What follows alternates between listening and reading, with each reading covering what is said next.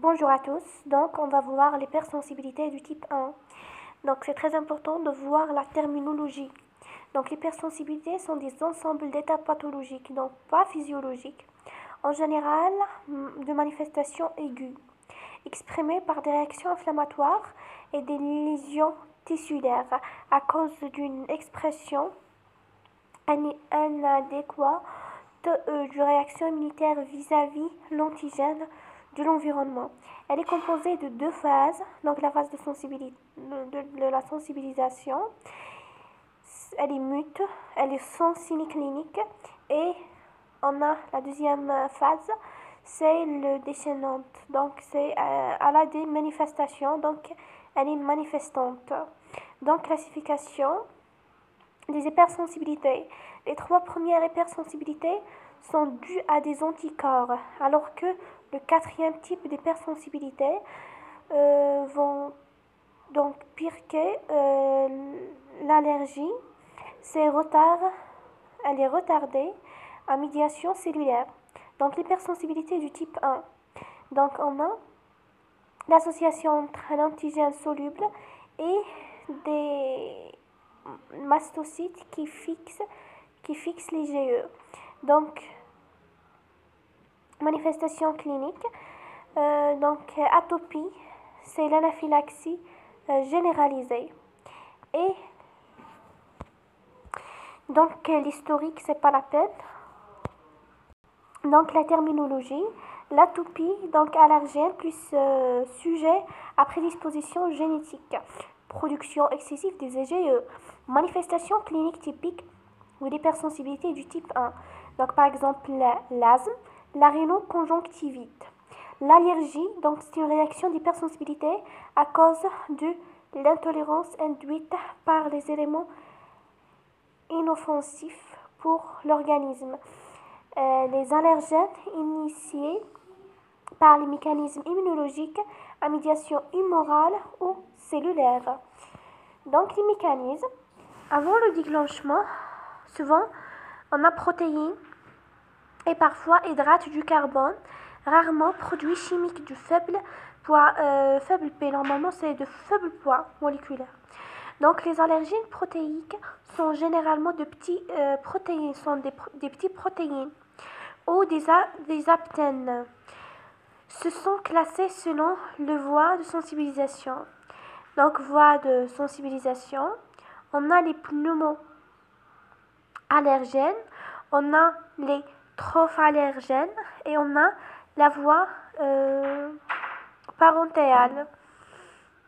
Donc, juste un exemple des trophallergènes sont bien sûr les aliments et les médicaments, alors que les voies parentéales sont les insectes et les médicaments. Donc, la phase de sensibilisation, donc 5 à 15 jours, cette phase-là est asymptomatique. Donc, on a l'entrée de ce antigène, capture d'allergènes par le CPA est présent au TH0. Donc, transformation de TH0 TH2 et production de l'interleukine 4. La coopération du TH2 et l'LB et l'activation de l'LB. Commutation, changement de type des anticorps des LB vers les IgE, bien sûr à partir des IgM. On a TB, mémoire spécifique pour l'antigène. Fixation des IgE sur les récepteurs de haute affinité pour les IgE, appelés récepteurs de fraction epsilon normalement de IgE. Donc, sur les mastocytes, les éosinophiles et les basophiles sont les cellules sensibilisées.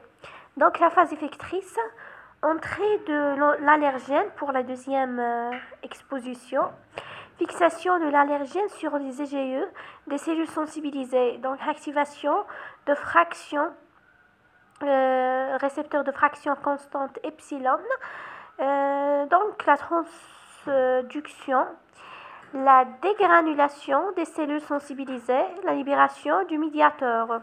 Donc les médiateurs, on a des molécules et on a leur effet biologique. Donc ces médiateurs, ces cytokines-là sont les cytokines pro-inflammatoires, le TNF-A, l'interleukine 1 et l'interleukine 6 dans les mastocytes et les immunorégulatrices. Commençons par les pro-inflammatoires, le TNF-A et l'interleukine 1 et l'interleukine 6 dans les mastocytes. Donc ces derniers vont favoriser le recrutement des leucocytes, alors que les immunorégulatrices, l'interleukine 4 par exemple, elle est responsable de la réponse de Th2 et la commutation vers les IgE, différenciation des mastocytes. Donc après ça, toujours avec les immunorégulatrices, les cytokines immunorégulatrices, on a l'interleukine 5 va activer les éosinophiles, donc tardivement, et on a l'interleukine 9 qui va assurer la différenciation des basophiles en mastocytes. Concernant les chimiokines, on a le recrutement. Les chimiokines vont assurer le recrutement des leucocytes. Donc les médiateurs préformés, donc l'histamine, on a un effet immédiat. C'est donc l'H1, l'histamine a plusieurs isotypes. Donc l'H1, l'histamine 1, c'est la contraction musculaire lisse. C'est de l'intestin et des bronches. Sécrétion du mucus, donc perméabilité vasculaire accrue, H2, donc stimulation, sécrétion acide par l'estomac, H3, donc module la transmission des neurotransmetteurs aux extrémités synaptiques.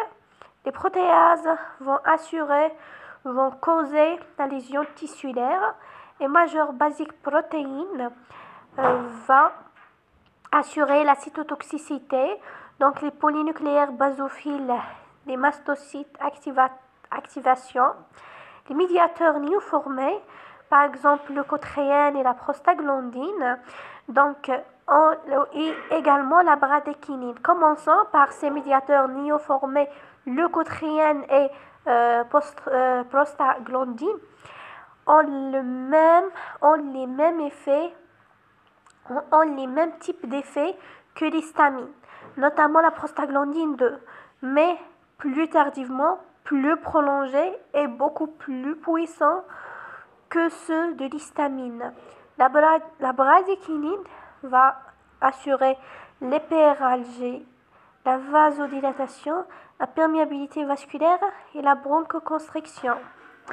Cette phase comporte donc la phase immédiate et la phase tardive. Donc la phase immédiate, quelques secondes à quelques minutes, liée à la substance néoformée rapidement, sont beaucoup plus les mastocytes. Alors que la phase tardive, c'est du 4 à 24 heures, liée aux cytokines, chimiokines et produits éosinophiles qui causent des lésions tissulaires comme l'asthme et l'allergie. Donc les manifestations cliniques, donc localisées, atopie, donc au niveau de la peau, va donner l'urticaire. Au niveau de la muqueuse et la peau, œdème de King, c'est l'œdème le plus qui est généralisé dans tout le corps. Sur les voies aériennes supérieures, c'est la rhinite allergique acarienne pollen. Et sur les voies aériennes inférieures, on a l'asthme allergique pollen acarien cheveux de chat. Donc systémique, allergène ingéré ou injecté, donc réaction modérée, nausée, rage, malaise vagal. Sévère va jusqu'au choc anaphylactique dans les plus graves, dans la phase ultime, on dit. Donc le diagnostic, notez bien, l'hypothèse hygiène, donc l'exagération de l'hygiène favorise le développement d'allergies. Le manque des infections respiratoires dans l'enfance, vaccins, hygiène, manque du contact avec les enfants et le manque des infections virales et parasitaires donc, qui induisent la réponse de TH1. En cela, on a un développement de TH2 plus fréquent que de TH1. Donc l'interrogatoire, on a la chronologie des événements, allergie professionnelle ou bien médicaments, la période, donc la rhinite saisonnière. Donc l'examen clinique, c'est l'inspection et la palpation. Donc les tests cutanés, on va appliquer les tests intradermiques, c'est le PIC test.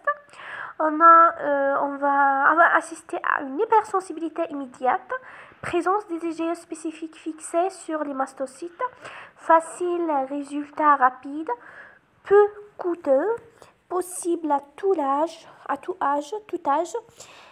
donc extrait standardisé ou donc aliment natif, lecture, donc c'est du 15 à 20 minutes, mesure des papules, témoin, donc positif c'est codéine, histamine et négatif sont les solvants, éviter les ondes d'eczéma et traitement par les corticoïdes ou l'immunodulature, test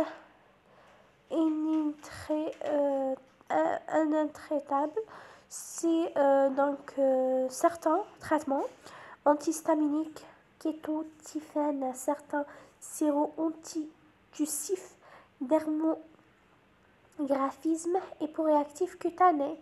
Donc les IgE totales, sensibilité sur spécificité à 70%. Donc les indications les indications, c'est la confirmation du diagnostic et suivi thérapeutique dans la dermatite atopique, c'est l'urticaire chronique, la polysensibilisation, infection, donc parasitaire bien virale, aspergillose, déficit immunitaire congénital, Wiskott-Aldrich-Job Buckey, maladie inflammatoire. Donc, j'ai dit les maladies inflammatoires des immunitaires. Donc, les IgE spécifiques. RAST.